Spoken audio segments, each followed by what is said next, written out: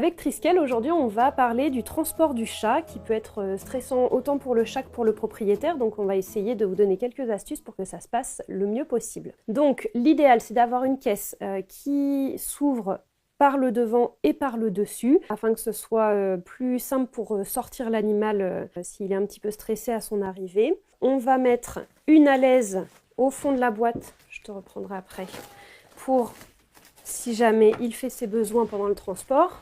Vous pouvez lui mettre aussi une petite couverture avec son odeur pour qu'il soit un petit peu apaisé. Et ce qui marche très bien, c'est de mettre des phéromones d'apaisement pour le faire se sentir comme à la maison. Les odeurs de stress sont très persistantes, donc un chat qui va stresser dans une boîte, l'odeur va rester dans la boîte. Donc quand vous rentrez à la maison, il est important de nettoyer la boîte pour enlever ces odeurs de stress. Donc on évite les boîtes improvisées type panier à linge ou litière fermée avec du scotch. C'est pas du tout pratique et c'est pas du tout sécuritaire pour l'animal.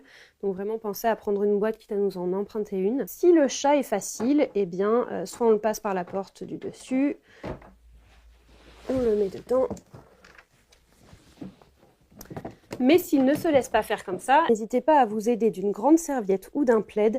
L'idée, c'est de l'enrouler dedans pour pouvoir le mettre ensuite dans la boîte.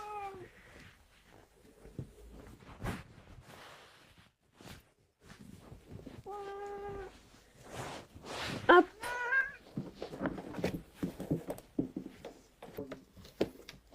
Une fois que votre chat est en boîte, n'hésitez pas à lui mettre une couverture par-dessus la boîte pour qu'il soit un petit peu dans l'obscurité.